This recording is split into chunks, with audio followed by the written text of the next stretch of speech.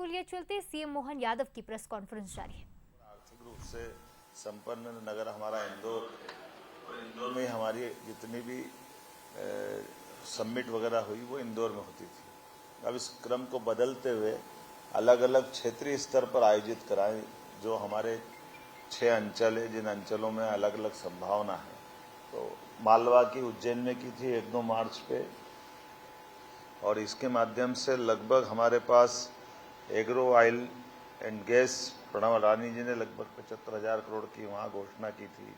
जेके cement, ऐसे सब मिलाकर के कई सौ करोड़ कई हजार करोड़ का निवेश की प्रस्ताव आए थे। दोहराना नहीं चाहूँगा, लेकिन ये मान के चलो कि जिस प्रकार से हमने ये प्रयास किया है, उसी क्रम में अब बीते 2 दिन पहले मैं मुंबई गया था, और मुंबई के रोड शो में पुनः जबलपुर की जो हमारी रीजनल इंडस्ट्री कॉन्क्लेव होने वाली है 20 जुलाई को, उससे जुड़े आधार पर पूरे प्रदेश के निवेश के लिए सभी अलग अलग प्रकार की औद्योगिक हस्तियों से मुलाकात करने का मौका लिया, उनसे संवाद हुआ। और ये जैसे हमने कहा कि ये पूरे प्रदेश के लिए अभियान चला रहा है, लेकिन रीजनल लेवल पर इसको बार बार मौका देंगे। तो उस सिलसिले में अब जब जबलपुर की होने वाली है, तो अभी से इसका लाभ ये मिल रहा है कि भविष्य में जो अगस्त में ग्वालियर की होने वाली है, ग्वालियर के प्रस्ताव भी आने लगे। जो दमोह सागर के अंदर होने वाली है, सागर के प्रस्ताव भी आने लगे हैं। इसी प्रकार से रीवा और जबलपुर के लिए भी बड़े पैमाने पर लोगों ने निवेश के लिए अपना, अनिल अंबानी जी तो स्वयं डिफेंस को लेकर के उन्होंने कहा मेरा जबलपुर का ड्रीम है और इसमें मैं काम करना चाहूँगा। हमने सबका स्वागत किया, सबको मौका देने के लिए। जैसे ये HK अग्रवाल ग्रेसिम इंडस्ट्री वाले, इनने कहा लगभग 4,000 करोड़ का हम निवेश करना चाहेंगे मैहर कटनी जिले में। इसी प्रकार से बैतूल, शहडोल, दमोह, पार्थ जिंदल ने 17,000 करोड़ के प्रस्ताव देने की बात कही है। महिंद्रा हॉलीडे, इसके MD और CEO ये सारे लोग आए थे, जिनने बांधवगढ़, उमरिया आसपास के रिजर्व फॉरेस्ट में अपने ढंग से काम की बात कही है। कुल मिलाकर के इंदौर के बाद उज्जैन के बाद जब हम इस पे चल रहे हैं रीजनल इंडस्ट्री कॉन्क्लेव की तरफ, तो लगभग 35 से ज़्यादा निवेशकों के अलग अलग MD से, CMD से, इनसे व्यक्तिगत बात भी की, कॉमन रोड शो में भी चर्चा हुई। और जिस प्रकार का वातावरण बना है, एक तो अच्छी बात ये हो रही कि सीधे सीधे संवाद करने से कॉन्फिडेंस भी आ रहा है, और उनको साथ की गई बातचीत के आधार पर पिछले संवाद में या कुछ पिछली बार बातचीत में कोई कठिनाई आ रही है, कोई विभाग के विषय आपस के, तो उनके लिए एक अच्छा प्लेटफॉर्म भी खड़ा हो रहा है कि एक बार आमतौर पर जब हम अपनी इंडस्ट्री की बात करेंगे तो वो फुल प्रूफ होना चाहिए, सभी प्रकार से कोई इसमें कठिनाई नहीं आना चाहिए, विभिन्न विभागों के समन्वय की दृष्टि से भी और निवेशकों की दृष्टि से भी और प्रदेश के हित में भी। और जो निवेशकों से हम बात कर रहे हैं उसमें इसी प्रकार से कह रहे हैं कि आपकी इंडस्ट्री हमारे रॉ मटेरियल के आधार पर प्रोडक्ट भी यहीं बनाए, यहाँ से केवल रॉ मटेरियल ले जाए, ये इसके बजाय वो अपने लंबे दूरगामी दृष्टि से यहाँ वो अपना इन्वेस्टमेंट भी करे और यहीं वो प्रोडक्ट को निकाल के ले जाए। मुझे इस बात का संतोष है कि सभी सेक्टर में समान रूप से लोगों ने रुचि भी दिखाई और इस बात से सहमत हुए। तो खासकर 6 निवेशकों ने अपने अलग अलग प्रकार, वैसे तो 6 की गिनती करूंगा इसके बजाय, जैसे federation of Indian exports organisation के उनके साथ राउंड टेबल पे बात की गई, विभिन्न 5 स्टार्टअप कंपनियों के प्रमुखों के साथ चर्चा की, और ये भी निर्णय किया कि स्टार्टअप के लिए तो एक अलग से ही पूरा दिन भी करेंगे, क्योंकि हमारे लिए ये स्टार्टअप के माध्यम से उनके नवाचारों के आधार पर भविष्य में बहुत सारे सेक्टर में अच्छा काम होगा। मैं उम्मीद करता हूं कि जिस प्रकार से ये प्रयास किए गए हैं और ये अलग अलग संस्थाओं के साथ बात की गई, इसके रिजल्ट भी बहुत अच्छे आएंगे।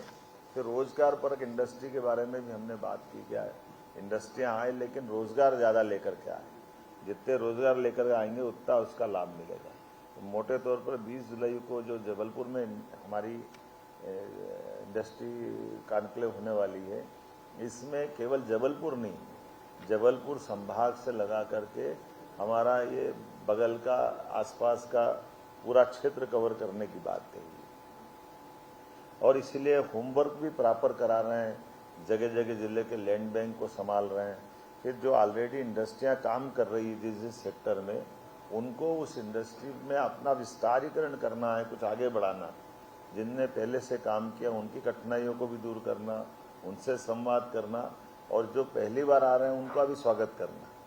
तो दोनों से मिला जुला करके ये पूरी बात कर रही हैं। तो लगभग हमारा जो कल्पना है कि 1500 निवेशकों का हम भागीदारी प्रस्तावित कर रहे हैं, इसमें 1000 के आसपास आने की संभावना है। इसी साथ साथ जब अपने यहाँ प्रदेश के बाहर देश वालों से बात कर रहे हैं तो विदेशी निवेशकों से जोड़ करके भी भविष्य में जो हमको मालूम है आसपास के देशों के अंदर जो अभी वर्तमान के हालात है, ऐसे में से कई घटनाओं के कारण से ऐसे निवेशक अब अपने भारत में मध्य प्रदेश में संभावना ढूंढ रहे हैं। तो हमने ताइवान, मलेशिया इत्यादि विदेशी प्रतिनिधि मंडल के साथ भी मीटिंग की है। आपकी जानकारी में हुआ कि अलग अलग समय पे अपने भोपाल में भी यहाँ के विभिन्न काउंसलरों ने आकर मुलाकात की थी, वाणिज्यिक काउंसलरों ने, इसमें अमेरिका, इजराइल ऐसे कई लोग आए हैं। इनके माध्यम से वहाँ के निवेशक भी आए, सरकार का परस्पर भरोसा बने, इस पे हम काम कर रहे हैं।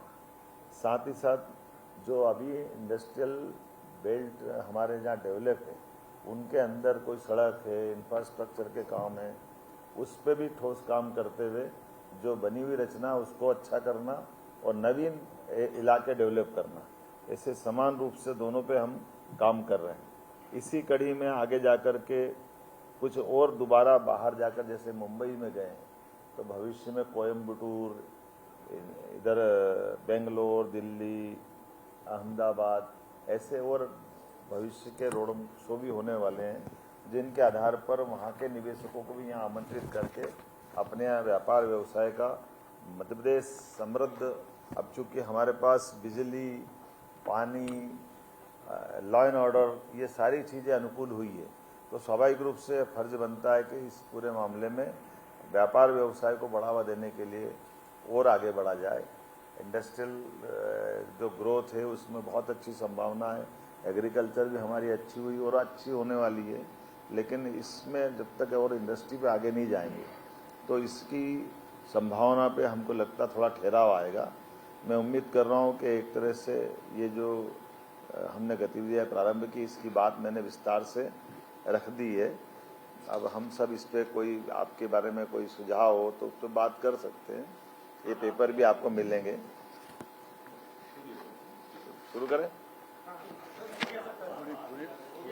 मैं कुछ और बात बता रहा था कि जो प्रचलित हमारी अभी इंडस्ट्रियों का जो खास करके प्रोजेक्ट हैं जिन पर लोग बात काम कर रहे हैं, उज्जैन में जैसे विक्रम उद्योगपुरी जो मेडिकल डिवाइस पार्क है, ये देश के 4 मेडिकल डिवाइस पार्क में एक है। यशस्वी प्रधानमंत्री ने ये बड़ी सौगात दी थी और मुझे इस बात की प्रसन्नता है कि पूरे देश के अंदर सबसे बड़ा मेडिकल डिवाइस पार्क अगर किसी ने डेवलप किया तो मध्य प्रदेश ने किया। और उससे ज़्यादा आनंद की बात यह है, लगभग 1000 एकड़ ज़मीन में होने वाला ये एरिया आज की स्थिति में 99% से ज़्यादा भर चुका है। इसलिए इतनी ज़मीन और निकाल करके इसके सेकंड पार्ट पे भी हम काम कर रहे हैं। पीएम मित्रा अर्थात PM mega integrated textile and operation, ये अपना अप्रैल पार्क धार के लिए है और इसमें खासकर ट्राइबल के अंदर रोजगार देने के लिए ये बहुत अच्छी टेक्सटाइल इंडस्ट्रियों की बड़ी संभावना है धार जिले में बदनावर के पास, और इस पे भी हमारा काम प्रारंभ हो गया है। इसका क्षेत्रफल ही लगभग 1563 एकड़ का है, 1000 करोड़ का इस पे काम है। ऐसे ही मेडिकल डिवाइस पार्क के बाद में हमने ये manufacturing zone for power and renewable energy, ये इक्विपमेंट का नर्मदापुरम का होशंगाबाद वाला पार्ट है। ये लगभग 227 एकड़ में 464 करोड़ का है, ये भी बड़ा काम है। तो ये जो हमारा नर्मदापुरम का अर्थात पुराना होशंगाबाद जिला में एक बड़ी संभावना वाला क्षेत्र है। इसी प्रकार से हमारा चंबल का बेल्ट मुरैना में मेगा लेदर, सॉफ्टवेयर और अलग अलग प्रकार से सीतापुर वाला पार्ट है, ये 222 करोड़ का 161 एकड़ में ये भी बड़ा काम हो रहा है। और कुछ अलग अलग एरिया निकाले हैं, जिस एरियो के माध्यम से जो हमारे राष्ट्रीय राजमार्ग जा रहे हैं, इनसे जोड़ करके इंडस्ट्रियल पार्क डेवलपमेंट करने का भी हमने प्लान बनाया है। जैसे Delhi Nagpur investment corridor, Delhi Mumbai investment corridor, Delhi Mumbai expressway, Varanasi Mumbai investment corridor जो प्रस्तावित है, ये 4 तो भारत सरकार की योजनाओं के साथ इसी प्रकार से मध्य प्रदेश की योजना, नर्मदा एक्सप्रेसवे, अटल प्रगति पथ, चंबल एक्सप्रेसवे, इन सब के माध्यम से प्रदेश में बाकी गतिविधियों के साथ आर्थिक गतिविधियां भी बड़े पैमाने पे बड़े अधिकतर लोगों को रोजगार मिले, ऐसे प्लान के साथ ये आज की अपनी प्रेस वार्ता आई।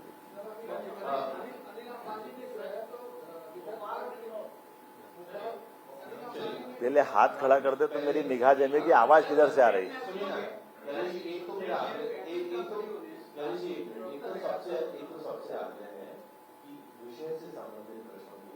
और एक एक करके हाथ करेंगे, लगभग सबको मौका मिलेगा। सबसे पहले आपसे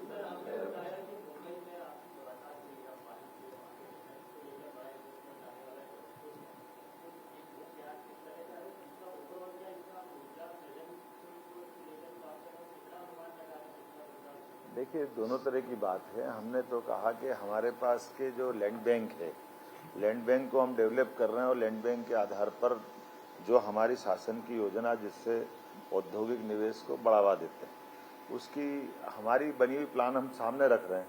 फिर वो उसमें उनके हिसाब से कुछ और एडिशन जुड़वाना चाहते हैं या उनकी कल्पना हमको जब शेयर करते हैं, तो हमने ये डायलॉग स्थापित करने का प्रयास किया है कि 1 to 1 करते हुए अधिकांश क्षेत्र की अलग अलग भौगोलिक परिस्थितियाँ भी होती है, वहाँ की ज़रूरतें भी होती है। तो एक जैसे फ्रेम के बजाय हम अधिकतर लोगों का विश्वास ये कायम रखें कि सरकार कुल मिलाकर के आपके लिए पॉजिटिव है। और हमारे प्रदेश में बड़े पैमाने पर जब बिजली सरप्लस है, सड़कों का नेटवर्क अच्छा हो गया, तो इस संभावना का वो भी लाभ ले। और प्रदेश में निवेश जब आएगा तो हमारा अपने आर्थिक संरचना में अपना लाभ उठाएंगे। और मुझे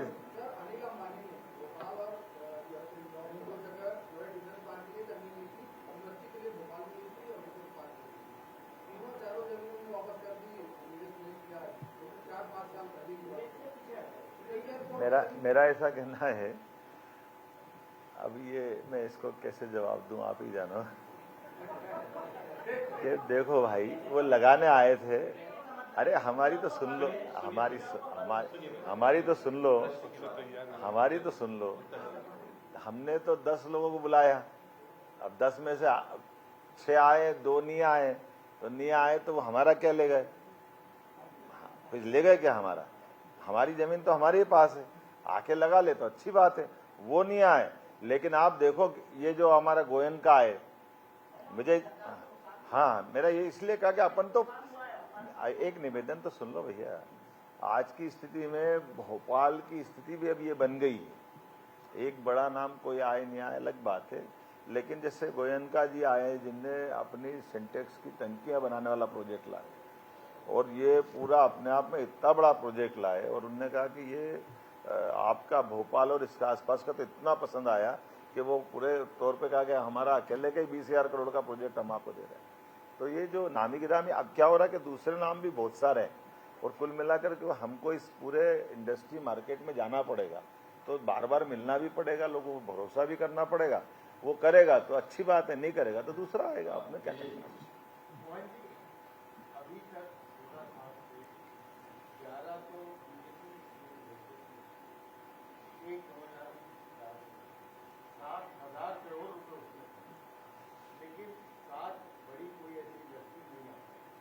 अब आप भोपाल में करने जा रहे हैं 2000, तो ये हिम्मत आपने कैसे जुटाई कि इंदौर से भोपाल आया जाए? देखिए, ये अच्छा प्रश्न आपने किया। मैं इसको केवल इतने ढंग से ही बताना चाहूँगा कि अभी हमने रीजनल लेवल पे चालू किया है। इसका मतलब पूरा प्रदेश हमारी बड़ी संभावना का प्रदेश है। और ये बात अच्छी है कि पहले इंदौर हुआ होगा, बार बार इंदौर में सब रुकने करने की व्यवस्था वगैरह बड़ी हो सकती है, लेकिन अब इंदौर के साथ साथ भोपाल को भी तो डेवलप करना है। तो इंटरनेशनल लेवल का इन्वेस्टर समिट अगर करना है तो हमारी कैपिटल को भी इस लायक बनाए। ये उस हिम्मत के कारण से जो आप कह रहे हैं कि भाई हमको हमारे अपने इस प्रदेश की अच्छाइयों को बताने के लिए हमारे रीजनल लेवल पे भी ले जाना पड़ेगा और मेन केंद्र पे भी आना पड़ेगा। तो ये पहली बार ये अच्छी बात है कि हमने भोपाल में इसको ला करके खड़ा करने का प्रयास किया है। इसलिए कन्वेंशन सेंटर से लेके बाकी चीज़ों पे भी भोपाल अपने आप में समृद्ध बने, सक्षम बने, ये जो मूलभूत जो जरूरत है उनकी चिंता भी हम करें, तो ये उसका हिस्सा है जिस पर हम आगे बढ़ें।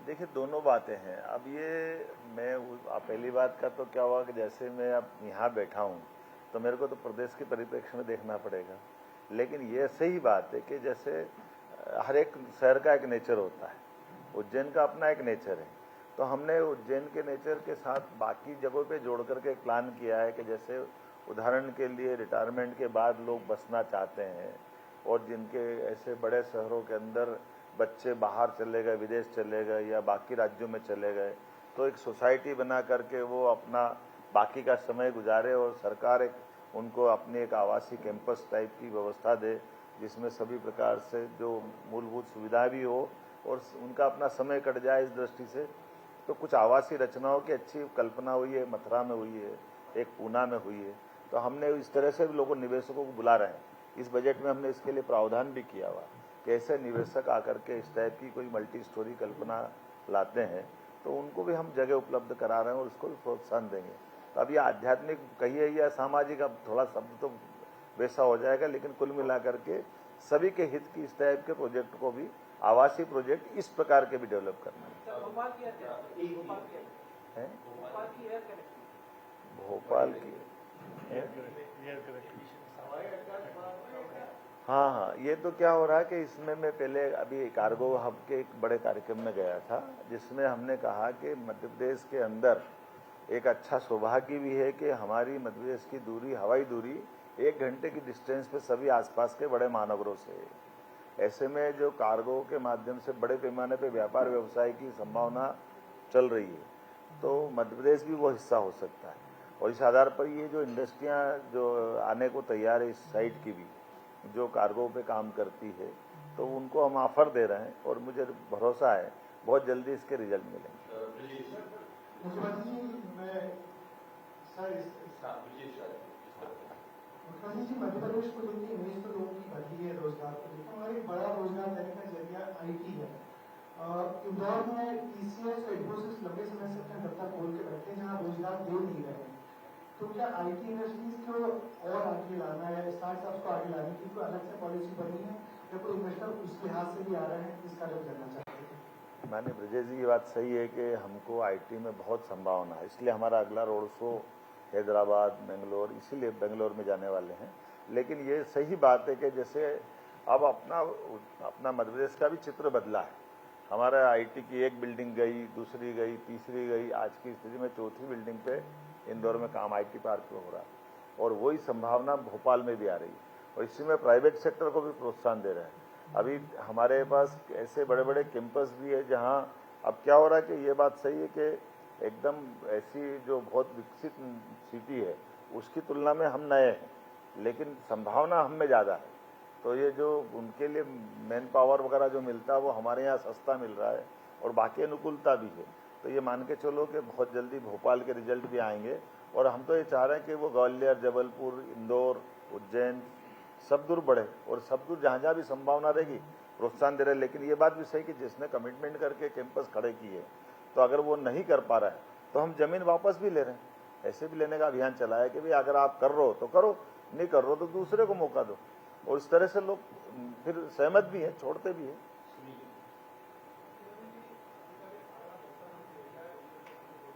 क्या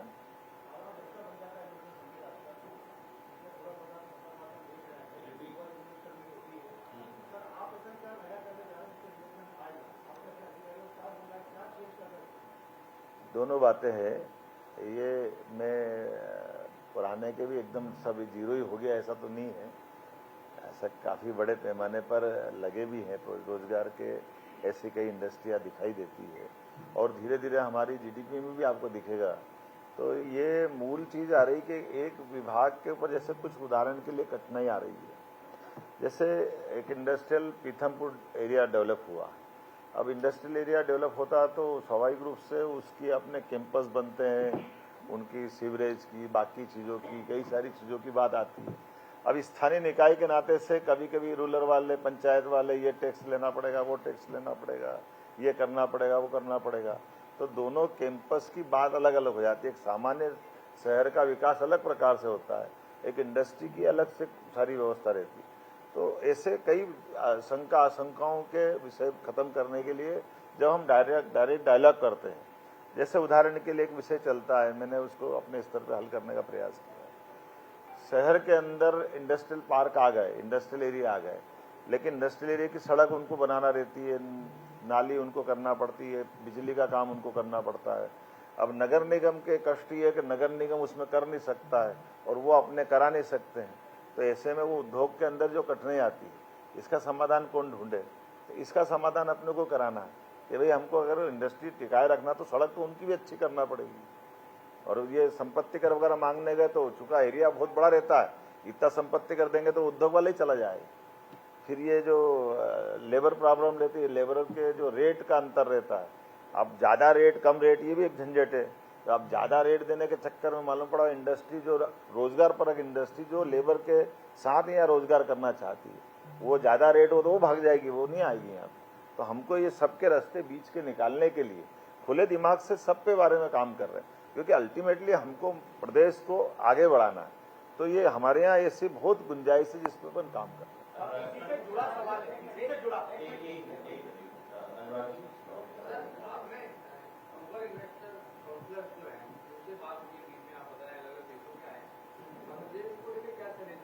देखिए, ये जो विभिन्न प्रकार के आसपास के युद्धग्रस्त देशों के हालात बन रहे हैं, ये अलग अलग कारण से देशों की अलग परिस्थितियां बन गई हैं, उसमें चाइना शामिल है।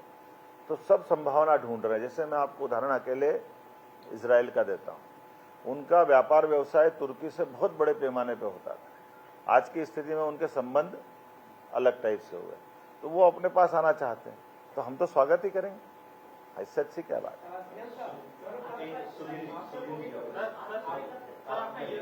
सर, आपने ये तो बता दिया कि इन्वेस्टर मीट के माध्यम से जो निवेशक इच्छुक है मध्य प्रदेश में कितना निवेश करना चाहते हैं, लेकिन रोजगार को लेकर कितने लोगों को रोजगार मिलेगा, ऐसा कोई लक्ष्य आता है निर्माण सरकार? मैंने क्या सुनाया सब इसी में आ गया है कि जो रोजगार परक इंडस्ट्री और मशीन आधारित इंडस्ट्री दोनों तरफ से बढ़ रहा है।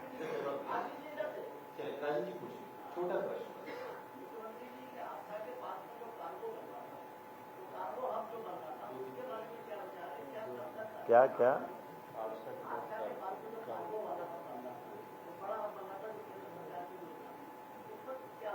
देखो, इसमें दो तरह की बातें हैं, मुझे इस बात को बोलने में कोई हर्ज नहीं है कि एक तरीका ये रहता है कि हम अपनी सरकार से सारा खर्चा लेके पूरा कार्गो वार्गो बना के उनके कंप्लीट करें, और एक तरीका ये कि जो बनाने वाले चलाने वाले लोग उनका इन्वॉल्वमेंट ले ले और हम जमीन उपलब्ध करा दें, तो हमारा पैसा कम लगेगा और वो चलाने की सारी जवाबदारी उनकी है। जैसे उदाहरण के लिए अपन अभी वर्तमान में देखें कि हमारे एयरपोर्ट हमने बड़े बड़े करे, लेकिन एयरपोर्ट पे उतनी फ्लाइट नहीं आ पा रही। तो एयरपोर्ट बन जाना अलग बात है, लेकिन उसको बाद में संचालित भी तो करना है। तो संचालित करने के लिए जब तक दोनों तरह के तालमेल नहीं बनेगा, ये बात नहीं बनेगी। इसलिए हमने कहा कि भाई कोई बात नहीं, आस्था में मत आओ, नहीं आना कार्गो तो, लेकिन अगर वो गेल वाले आ गए और 60,000 करोड़ का निवेश वहां दे रहे हैं, तो हम तो गेल वालों को जमीन दे रहे हैं। हमारे पास तो जो भी आके इन्वेस्टमेंट करना चाह रहा है, हम तो उसके लिए अनुकूलता बनाएंगे ना। यही एक तरीका भी, इसके अलावा क्या तरीका?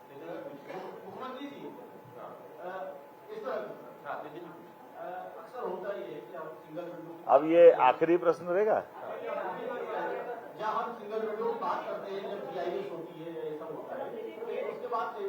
अपन अकेले भी चाय वाय पी के भी बात कर लेंगे, ऐसा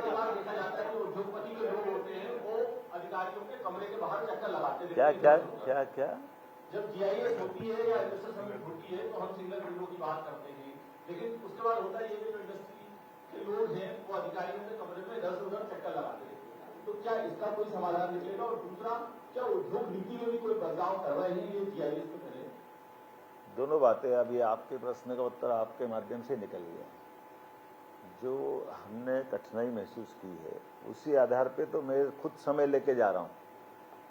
ये अधिकारियों के पास में आने जाने में कठिनाई आती है, सिंगल विंडो में दिक्कत आ रही है, तो जो जिनको दिक्कत आ रही है उनके अभी छोटे मोटे कर्मचारी मान लो यहाँ चक्कर लगा रहे, तो हमने तो उनके मालिकों से, उनके एमडी से, उनसे कहा कि आप लिस्ट बताओ ना आपकी क्या परेशानी है। अगर जायज जिनाइन परेशानी है तो हम वही हल कर रहे हैं।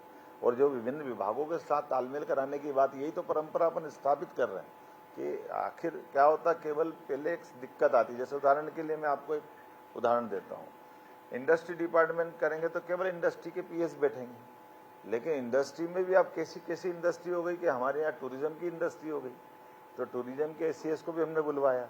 फिर ये जो आसपास की जो सर्विस देने वाले विभाग है, इन विभागों के साथ तालमेल कराने वाला काम भी अपना।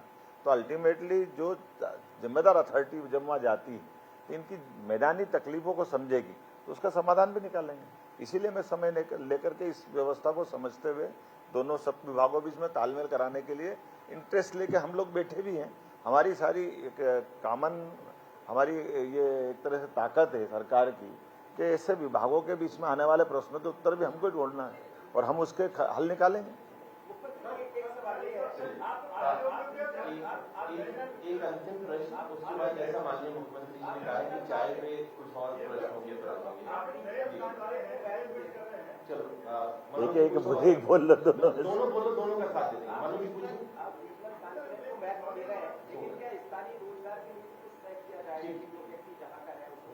स्थानीय रोजगार। रामेश्वर जी आपका।